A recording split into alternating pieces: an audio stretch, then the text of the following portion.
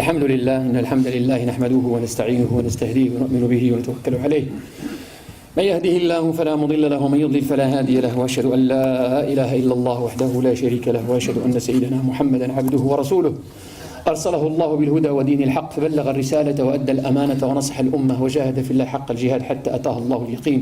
اللهم صل وسلم وبارك على هذا النبي الأمي وعلى آله وصحبه وعلى من استنى بسنته واهتدى بهديه واقتفى أثره وسار على نهجه إلى يوم الدين. من يطع الله ورسوله فقد رشد، ومن يعص الله ورسوله فقد غوى، ولا يضر إلا نفسه ولا يضر الله شيئا. يا أيها الذين آمنوا اتقوا الله حق تقاته ولا تموتن إلا وأنتم مسلمون. يا أيها الناس اتقوا ربكم الذي خلقكم من نفس واحدة وخلق منها زوجها وبث منهما رجالا كثيرا ونساء، واتقوا الله الذي تساءلون به والأرحام إن الله كان عليكم رقيبا. يا أيها الذين آمنوا اتقوا الله وقولوا قولا سديدا يصلح لكم أعمالكم ويغفر لكم ذنوبكم، ومن يطع الله ورسوله فقد فاز فوزا عظيما. ثم أما بعد، فإن أصدق الحديث كلام الله تعالى، وخير الهدي هدي سيدنا محمد صلوات ربي وسلامه عليه، وشر الأمور محدثاتها، وكل محدثة بدعة، وكل بدعة ضلالة، وكل ضلالة في النار. اللهم إنا نسألك الجنة وما قرب إليها من قول وعمل، ونعوذ بك من النار وما قرب إليها من قول وعمل. ربنا ألهمنا مراشد أمورنا، واغفر لنا ذنوبنا، يسر لنا أمورنا، اختم بالباقيات الصالحات أعمالنا. اللهم أرنا الحق حقا وارزقنا اتباعه، وأرنا الباطل باطلا وارزقنا اجتنابه. وبعد، أيها الإخوة الأعزاء، أيتها الأخوات الكريمات، أقف مع حضراتكم في هذه الجمعة عند الساعة أو اللحظة الحرجة التي أمر الله سبحانه وتعالى نبيه بأن يخرج من مكة. لا زلنا نتكلم في هذه السلسلة المباركة بمناسبة حلول السنة الهجرية الجديدة، وبمناسبة هذه السفرة، هذا التنقل من مكة إلى المدينة. فتعلمون أيها الإخوة أن النبي عليه الصلاة والسلام لا يتحرك من تلقاء نفسه في أمور التبليغ عن الله. ستفهموا، سيدنا النبي كان عنده شخصيتان: شخصية ديال الوحي اللي ما كانش كيدير حتى شي حاجة إلا بأمر من الله سبحانه وتعالى، لكن في نفس الوقت هو بشر بحالنا، إنما أنا بشر مثلكم، فهنا يتحرك كبشر.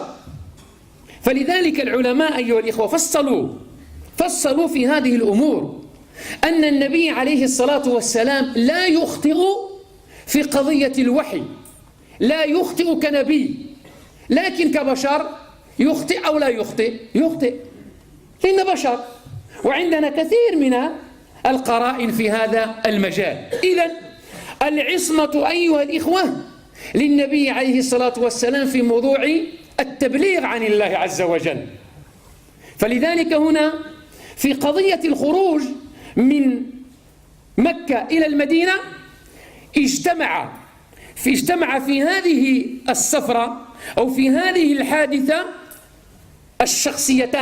اجتمعت الشخصيتان: شخصية محمد النبي لا يتحرك إلا بأمر الله، وشخصية محمد البشر. وسنرى أيها الإخوة، سنقف عند الأمرين. سنقف عند شخصية النبي الملهم بالوحي والذي لا يتحرك إلا بأمر من السماء، وشخصية محمد الذي يتحرك كبشر. وأيها الإخوة، في الحقيقة الشخصية الأولى يعني في مجالات معينة، إنما الشخصية الثانية هي الطاغية، هي المنتشرة. شخصية النبي، شخصية محمد كبشر. Donc je continue toujours dans cette série que nous avons commencée ou que nous avons initiée il y a plusieurs semaines, et je fais exprès d'insister sur ce thème que j'évoque d'ailleurs chaque année à l'occasion de la nouvelle année égérienne. Aujourd'hui, on va s'attarder, Inch'Allah, devant le voyage lui-même, le voyage proprement dit. On a parlé beaucoup de la philosophie du voyage, on a parlé beaucoup du pourquoi de la sortie du prophète alayhi salatu wassalam de Mecca vers Médine, alors que nous savons tous que Mecca c'est le lieu de révélation par excellence, que Mecca c'est le lieu de la demeure de Dieu, Al-Kaaba, et Mecca aussi c'est le lieu de naissance du prophète alayhi salatu wassalam. Et on a dit à un moment donné que le prophète va tourner le dos à tout ça, il va tourner le dos à la Mecque pour aller à Médine, pour aller dans un autre endroit. Souvenez-vous que quand on a évoqué ce sujet, le prophète ne savait pas où est-ce qu'il va aller, ne connaissait pas sa destination. La preuve c'est que il a tâtonné du côté de l'Afrique noire, notamment l'Éthiopie, l'Abyssie, le Soudan actuel. Dès la 5e année, il a envoyé une centaine de personnes, puis il a essayé d'aller vers Taïf, une ville encore à 70 km de la Mecque, la deuxième ville de l'Arabie après la Mecque. Et puis il est allé aussi voir se présenter en quelque sorte auprès des tribus qui venaient du nord, du sud, de l'est, de l'ouest de l'Arabie. Donc il ne savait pas, il tâtonnait, il cherchait un endroit où il lui sera permis de continuer à faire ce dont il est chargé. Et à la fin, à la 11e année, 11e année de la révélation, alors il est tombé par hasard, sur 6 personnes issues d'une tribu qui s'appelle Al-Khazraj. Al-Khazraj fait partie des 2 tribus de Yathrib, de Médina. Al-Aws ou Al-Khazraj. Il est tombé par hasard sur ces personnes. Il leur a présenté son message, comme d'ailleurs il l'a fait, auprès de beaucoup de tribus, et ils se sont convertis, ils ont accepté le message. Voilà le point de départ. Maintenant, donc, nous avons mis le cap sur une destination qui est claire, qui est celle de Yathrib, Al-Madina, Al-Munawwara. L'année d'après, ils vont être 12. L'année d'après, ils vont être 74, 84 et 2 femmes, plutôt 74 et 2 femmes. Et l'année d'après, le voyage se fera vers Médine. Donc le choix de la destination, ce n'est pas un choix prophétique, ce n'est pas un choix du prophète. Quoique ses oncles, les oncles du prophète se trouvent à Médine. Fi Banu Najjar, akhwalun Nabi alayhi salatu wassalam. Voilà donc pour vous situer bien que nous sommes, durant ce voyage, nous sommes face à 2 personnalités. La personnalité prophétique et la personnalité humaine. La personnalité prophétique, il est téléguidé, on peut dire, si je peux m'exprimer, que le prophète me pardonne, il est téléguidé par Dieu. C'est Dieu qui le gère. C'est Dieu qui gère son agenda. C'est Dieu qui gère son planning. C'est Dieu qui lui dit, vas-y fais ça, ne fais pas ça. If'al wa la taf'al. Mais ça, c'est la personnalité prophétique. Or, le prophète n'est pas uniquement prophète, il est aussi Mohammed. Il est aussi un humain. Et il est marqué par les imperfections. Voilà, même s'il est parfait, c'est le plus parfait des hommes et des anges et de tout. Mais il est frappé par les carences ou les imperfections humaines. Et sur ce sujet, le prophète, alayhi salatu wassalam, ça lui est arrivé d'apprécier les choses, mais il ne les a pas bien appréciées. Parce que ça fait partie de la vie, la vie de chaque jour. Donc mettons-nous d'accord sur ça, أيها الإخوة. فهنا أيها الإخوة طبعا الصحابة بداو كيخرجوا كيمشيو واحد مجموعات، كاين اللي كيمشي بوحده وكاين اللي كيمشي مجموعة. نعم نقرأ في السيرة، وإن كان هذا الكلام فيه أيضا فيه ما فيه أن سيدنا عمر بن الخطاب رضي الله عنه ذهب إلى الكعبة فطاف بالبيت وتوشح سيفه وقال من أراد أن تذكله أمه وأن يرمل زوجته وأن ييتم أبناءه فليتبعني خلف هذا الوادي فإنني مهاجر. Oui, ça a été rapporté de la sorte. Mais d'autres citations disent que non, il est parti lui aussi en cachette. Omar ibn Khattab radiallahu anhu. Mais là n'est pas l'importance. Mais en tout cas, l'ordre est donné, les Sahaba, pour effectuer ce déplacement vers le lieu de destination bien arrêté qui est Al-Madina Al-Munawwara. Souvenez-vous que là, on ne va pas découvrir Médine. Ce qu'on a, j'insiste sur ça. Hassan, vous permettez que je parle plus en français qu'en arabe parce qu'aujourd'hui nous sommes, il y a les vacances et tout ça, il y a plus de francophones que d'arabophones. Quoique que vous êtes tous des francophones. Mais il y a moins d'arabophones. il y a de moins en moins d'arabophones dans ce pays et de plus en plus de francophones. D'ici 30 ans, il n'y aura plus d'arabophones. Que des francophones, Ahmed Sidi, qui maîtrisent bien la langue de Molière, mais qui parlent l'arabe aussi.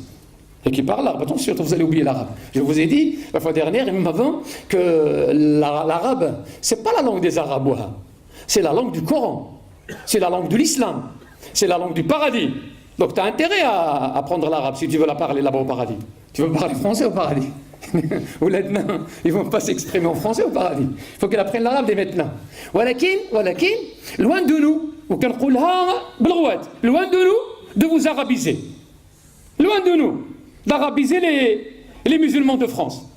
Parce que les musulmans de France sont d'origine arabe. Walakin, leur langue, c'est la langue de Molière. C'est le français. Donc maîtrisons la langue française. Maîtrisons la langue française. Quand il parle français, il te fait aimer la langue française. Et la langue française n'a rien à voir avec tu peux être un kafir et parler l'arabe. Abu Lahab, Abu Jahl, هذا كلهم الولد المغيرة كانوا عرب وكانوا وسميتوه غادي يمشيوا تبت يدا أبي لهب. إذن إخوانا الكرام فالنبي عليه الصلاة والسلام connaissait les détails du lieu d'immigration. Connaissez les Médines maison par maison. Il ne va pas dire bon on va y aller et sur place on va découvrir de quoi est faite Médine. Là c'est pas un stratège qui va... C'est un suicide là. Il va échanger quelque chose qu'il connaît, qui est la Mecque, avec toutes les imperfections de la Mecque, avec tous les problèmes, avec tous les obstacles, avec toute la persécution de la Mecque, il la connaît. Et en contrepartie, il va aller dans un lieu qui lui est complètement étranger. Maintenant, un stratège, celui qui réfléchit, il va quand même, il sait très bien où est-ce qu'il va. C'est pour cela que le prophète, alayhi salatu wassalam, quand il est allé à Médine, on a vu l'accueil qui lui a été réservé. طلع البدر علينا quoique حتى طلع البدر علينا في الكلام mais en tout cas طلع البدر علينا ils sont tous ils l'ont accueilli hein? Et je vous ai aussi dit un jour que le prophète alayhi salatu wassalam est entré à Médine, il est sorti en cachette de la Mecque rien qu'avec son compagnon on va y revenir mais il est allé à Médine, il est entré à Médine entouré de 500 soldats. Deux choses, là nous quittons. Il faut qu'on soit discret. Mais là-bas, on va y arriver, mais nous sommes chargés d'une mission. Le prophète alayhi salatu wassalam ne va pas être un spirituel. Ne va pas être à Médine comme un marabout. يعني غيمشيو يتمسحوا به. يعني بحال les marabouts que vous connaissez. Mais il va accéder au pouvoir. Il va accéder au pouvoir. Il a les deux facettes. Il est prophète, mais il est chef d'État. Il est prophète et il est chef d'État. Et un chef d'État, j'ai jamais vu un chef d'État qui va arriver au pouvoir en cachette. Je connais des avis. Le prophète, surtout, il connaissait que quelqu'un était en phase d'être intronisé, qui s'appelle Abdullah ibn Ubay ibn Salul.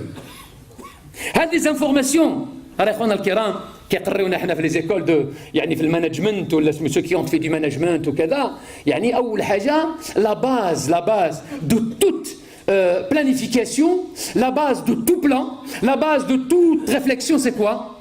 C'est l'information. المعلومه هي اساس ديال التخطيط. فلذلك غادي تشوفوا النبي في الغار هو هارب من مكه. Il n'a pas mis de côté le service de renseignement. Il a nommé quelqu'un rien que pour cette mission. Toi, Mohammed Abdullah ibn Abi Bakr Siddiq, tu te chargeras uniquement de l'information. Ne nous ramène pas à manger, c'est pas ton boulot. Ne prends pas notre défense, c'est pas ton boulot. Mais juste rallonge un peu tes lanternes et écoute. Il ne dit rien. Parce que celui qui est chargé de l'information, il ne parle pas. اللي كيجيب المعلومه ما كيهضرش. إذا يهضر يبقى يعلق. لا جيب المعلومه وها. Ramène l'info. حنا on saura. On va la trier. Dans les sociétés modernes, ce qu'on appelle service de renseignement, à l'époque on les appelait renseignements généraux. Aujourd'hui, c'est quoi les renseignements généraux? Ils ramassent les infos. Ils ne trient pas. Ils ne sont pas équipés pour trier. Ne trie pas. C'est pas à toi de dire cette information elle est importante, elle est capitale, elle est primordiale, elle n'est pas intéressante. Non, non, c'est pas toi qui vas faire ça. Ramène-nous en vrac. Ramène-nous l'information à l'état brut. Et il y a des gens qui sont spécialisés pour trier l'information. Le prophète alayhi salatu wassalam savait ceux qui se préparaient à Médine, notamment on s'apprêtait à introniser comme roi Abdullah ibn Ubay ibn Saloul, issu de la tribu de Al-Khazraj, et savait aussi de quoi est faite Médine. À travers qui? À travers qui? Il avait comme un représentant de Médina qu'il a envoyé il y a 3 ans, qui s'appelle comment? Mus'ab ibn Umayr, vous connaissez? Yak, le beau gosse, le beau gosse. Hein? Le beau gosse, le garçon qui est envoyé par le prophète alayhi salatu wassalam à Médine, il n'a pas chômé. La preuve c'est qu'ils étaient 12, la 12e année, l'année d'après, il a ramené avec lui combien? On a 74 et 2 femmes. Et c'était une délégation. ماشي la totalité de ceux qui sont convertis. ماشي جابوهم كاملين. جابوا الناس اللي بغاو يحجوا. C'était موسم الحج. كنا في موسم الحج. Et à l'occasion de pèlerinage, il est parti faire le pèlerinage avec une délégation de 450, donc dans tout l'ensemble. Ceux qui sont venus de Médine, ils étaient 450 personnes. 450 personnes. Au sein de ces 450 personnes, il y avait 74 plus 2, 76 personnes musulmanes. Et les autres ne le sont pas. Ne le sont pas. Je vous invite à lire un petit peu parce qu'il y a beaucoup de choses importantes. Je passe comme ça. Subhanallah. 76 مسلمين جايين مع 450 ماشي مسلمين وهما فاميله وحده راه ماشي كلهم من المدينه المنوره وحنا رايحين غادي نحجوا والحج كان قبل الاسلام وفينا 74 فينا 76 جوج د النساء كنأكد على النساء جوج د النساء و74 ديال الرجال عندهم موعد خطير جدا. Ils sont invités par le prophète alayhi salatu wassalam à sceller ce qu'on appelle Bay'at al-Aqaba, le serment de l'Aqaba. L'Aqaba c'est quoi? C'est le lieu de lapidation des stèles. L'Aqaba, ils sont concernés, ils sont invités par leurs chefs qui n'ont jamais vu. Ils vont découvrir le prophète alayhi salatu wassalam. Enfin, je vous laisse imaginer l'émotion de chacun d'entre eux. Ils vont rencontrer leur chef, Liwa Muhammad alayhi salatu wassalam. Le Nabi alayhi salatu wassalam, il ne va pas attendre jusqu'à ce qu'il vienne, il va te dire comment tu t'appelles, tu viens d'où? عنده l'affiche. اسمحوا لي في الحقيقة أنا كان il a l'affiche individuelle de chacun d'entre eux. شكون جاب له l'affiche? Safir. Ah oui, il n'a pas chômé l'ambassadeur. Et surtout, nous connaissons dans la tradition, dans la biographie du prophète, c'est que 3 semaines ou 2 semaines avant ce rendez-vous, avant le pèlerinage, Mus'ab ibn Umayr a été rappelé. L'ambassadeur a été rappelé par le prophète. Et il est resté avec le prophète. Personne parmi les sahaba n'a vu Mus'ab venir à la Mecque. Personne. Nous sommes dans la confidentialité totale. Il ne va pas venir dire Ajma'a, alhamdoulilah, je suis revenu, ça se passe bien. Là. Nous sommes en train de préparer quelque chose de capital. Eh bien, on n'a pas droit à l'erreur, on n'a pas droit à l'improvisation. On n'a pas droit à l'improvisation. Il est venu en cachette aussi bien par rapport à ceux qu'il a laissés à Médine. Il ne voulait pas que les gens de Médine savent que Mus'ab ibn Umayr est allé rencontrer le prophète. Et la même chose, le prophète ne voulait pas que les compagnons de Mecca savent que Mus'ab ibn Umayr est venu voir le prophète. Pourquoi il est venu voir le prophète? Pour préparer cette réunion. Parce qu'une réunion mal préparée est une réunion qui dégénère dans tous les sens. Ça, vous le savez très bien. Quand tu viens et tu réunis les gens vous êtes tous, barkallah, je vois des professeurs, des chefs de département, je vois Kada, mais quand on prépare mal une réunion, prépare-toi au pire, hein. C'est ça, là, un animateur de réunion, c'est quelqu'un qui anime et il a un objectif à atteindre.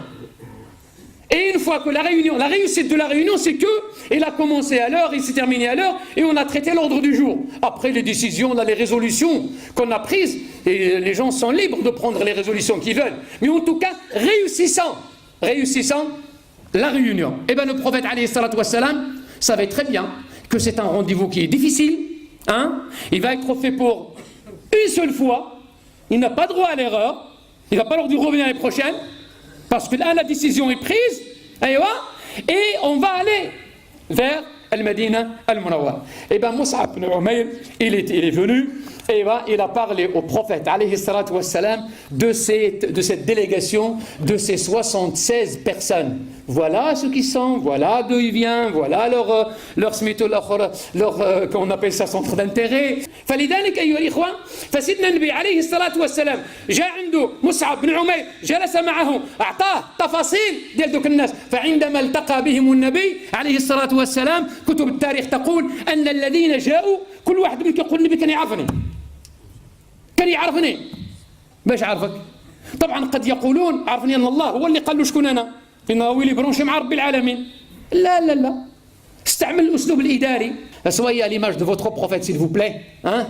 Il n'y avait ni Polytechnique, ni HEC, ni je ne sais pas quoi, les écoles de commerce ado, les écoles de management, tout kada, il n'y avait pas ça. ولكن le prophète عليه الصلاة والسلام كان رجلا كاملا بهذه المعاني. فلذلك نجحت المهمة ووقعت البيعة وبايع الناس. هذه البيعة تحتاج إلى وقفة. أول حاجة وكنقولها كل عام. أول حاجة طلبها النبي من الصحابة اش قال لهم؟ ذكروني بها 5 ديال البنود 5 points. Le premier c'est être discipliné avant ma protection. Je ne vous demande pas de me protéger alors que vous êtes complètement indiscipliné. العهد البند الأول من بيعة العقبة وهو السمع والطاعة. والسمع والطاعة في النشاط والكسل. Indépendamment de votre situation. Content, pas content, mais tu es appelé à être discipliné. Qui est-ce qui applique la norme? L'armée. L'armée, ton supérieur hiérarchique يقول لك حاجة déjà باش توقف قدامه راك حتى يقول لك سميتو غوبو عاد هكذا وي شاف وبعدين فكر تما ما تفكرش تما. C'est ça la discipline. Parce que ce qui fait la richesse ou ce qui fait la force d'une armée, c'est la discipline. Et bien le prophète alayhi salatu wassalam est allé d'abord exiger ça. Vous allez être discipliné. Oui. Vous allez me permettre l'accès à vos biens. واخا راكم ديسيبلين نتوما قرزازين ما عندي ما ندير بكم. واخا راكم ديسيبلين انت تقولوا وي نمشي معاك فين ما بغيت لكن الجيب ديالي لا. السمع والطاعة في النشاط والكسل. ثانيا الإنفاق في العسر واليسر. ماشي غير في اليسر parce que quand tu en as tu peux donner mais quand tu n'en as pas ou là tu n'as pas assez خصك أيضا تعطي. والآخرين يعني اللي جاوب علينا لكن les deux هادو la discipline et le financement parce qu'on va construire quelque chose qui va nous coûter très très cher et va nous coûter encore nos vies par la suite. إذن أيها الإخوة النبي عليه الصلاة والسلام في مكة ينتظر الأمر من السماء ما يمكنلوش يخرج. عندنا أمثلة من الأنبياء سيدنا يونس عليه السلام تقرؤون سورة سيدنا يونس. سيدنا يونس خرج هكذا بدون أمر من الله يعني رب العالمين صفته il l'a envoyé vers sa tribu. Sa tribu était à 100 000 personnes à l'époque. 100 000 c'est la Chine d'aujourd'hui 100 000 personnes à l'époque كثر 1 milliard de personnes. Et bien Allah subhanahu wa ta'ala a envoyé Sayyidina Jonas Sayyidina Yunus إلى قومه دعاهم إلى الإسلام ما بغاوش. Ils n'ont pas répondu. Ils n'ont pas voulu suivre le prophète leur prophète les Sayyidina Yunus. فخرج مغاضبا. Et il s'est mis en colère et il les a quittés sans demander l'avis à celui qui l'a envoyé. Donc vous connaissez la suite. Et à la fin il est revenu. À la fin il est revenu. Qu'est-ce qu'il a trouvé? Il a trouvé toute la tribu convertie. هذا راه خصنا نوقفوا عنده. الله عطاه درس سيدنا يونس. إنك لا تهدي من أحببت. C'est pas toi qui convertis les gens. C'est pas toi qui montre. Toi, tu es là pour témoigner. Pour témoigner. Après, c'est moi. Les cœurs sont entre mes mains. Pour cela que nous disons Ya muqallib al-qulub, thabbit qulubana ala dinik. Lakin hadar, tu vas pas dire que Omar Hadak, c'est pas la peine de lui parler. Hein? Ah, là, je l'ai vu. C'est pas la peine de parler. Hadak, Sid Hadak. Tu lui as parlé. Donc tu as fait un bout de chemin. Laisse un autre frère, laisse quelqu'un d'autre faire l'autre bout et tu verras, toi tu es récompensé. Est-ce que si tu parles à quelqu'un, si tu réussis à l'influencer, tu seras récompensé, mais si tu ne l'as pas réussi, tu ne seras pas récompensé? Tu es récompensé pour le moyen que tu as fourni. Fakat. L'effort que tu as fourni, alhamdulillah, tu es récompensé. Idhan akhwana al-kiram, Sidna Nabi ne va pas sortir de la Mecque et pourtant il a envoyé les Sahaba. La plupart des compagnons du prophète alayhi salatu wassalam sont partis à Médine. Ils l'attendent de l'autre côté. Ils sont partis à partir de quel mois? بيعة العقبة الكبرى بيعة العقبة الثانية وقعت في السنة 13 في موسم الحج وفي ذو الحجة موسم الحج وفي أواسط أيام التشريق. أيام التشريق 3 أيام 11 12 و13 لأن 10 هو العيد. تبعيني ها؟ يوم التروية le 8e jour de Mina, le 9e jour يوم عرفة, le 10e يوم العيد, et tu as 3 jours, ce qu'on appelle les أيام التشريق. Hein? Et bien au milieu de ces jours, au milieu de ces 3 jours, c'est là où il a rencontré les Médinois, et là c'est avec eux ce pacte d'Al Aqaba. Et depuis, des personnes sont parties avec eux. Dans la foulée, dans le retour des gens qui sont à la Médine, on a envoyé quelques-uns. Maintenant, l'autorisation vous est donnée de partir. Eh bien, organisez-vous individuellement, collectivement, pour partir. Ils ont commencé à partir. De l'Hijja, Muharram, Safar, jusqu'à ce que le prophète sort de la Mecque. Quel jour? أنا في هذا الشهر غادي يخرج في هذا الشهر أصح الرواية. وقتاش؟ لا غادي يوصل 12 من ربيع الأول. مازال ربيع الأول غير جاي في صفر 26. الله يبارك فيكم. لأن غادي يبقى 3 أيام في الغار. بمعنى غادي يلحق عليه ربيع الأول. باش يوصل للمدينة شحال خصو؟ 12 يوم. غادي يوصل إلى قباء في يوم 12 ربيع الأول. أرجح الروايات. في كلام آخر، في روايات أخرى يعني أكيد أنا ماشي غير هذه اللي كاينة، أنا كنمشي لكم للرواية اللي هي يعني أصح الروايات أيها الإخوة. فيصل إلى المدينة في 12 ربيع الأول ويخرج من مكة في 26 بل 27 من صفر من هذا الشهر اللي احنا رانا فيه. فإذا هنا قبل 26 كاع الناس كيمشيو. سيدنا أبو بكر الصديق جاء عند النبي قال له يا رسول الله ائذن لي بالهجرة. راه مشاو كاع مشاو. فأوتوريز موا دو بارتير. فقال له لعل الله يجعل لك صاحبا. ما معنى هذا الكلام؟ رانا في اللونجاج كودي ها؟ رانا في اللونجاج كودي غتشوفوا في الهجرة هذه اكو سميتو اللي ما عندوش ديكودور غادي يتلف.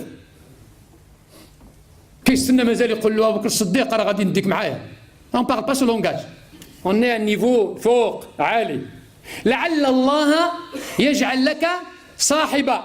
Peut-être Dieu te trouvera un accompagnateur.